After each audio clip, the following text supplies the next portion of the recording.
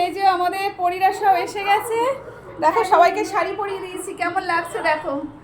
তাড়াহুড়ো করে শাড়ি পরিয়ে দিয়েছি, সমস্ত কাজকর্ম সেরে নিয়েছি। তো বলো কেমন লাগছে এই আমার পরীদের? সবাইকে শাড়ি পরিয়ে দিয়েছি দেখো। তোমরা কিন্তু কমেন্টে জানিও এই পরীদেরকে কেমন লাগছে। এই পরীরা ঘরে আয় দেখি, ঘরে আয় দেখি, দাঁড়িয়ে পড়ো। দেখো পরীদেরকে কেমন লাগছে তোমরা কিন্তু জানিও। দেখো সবাইকে শাড়ি পরিয়ে দিয়েছি।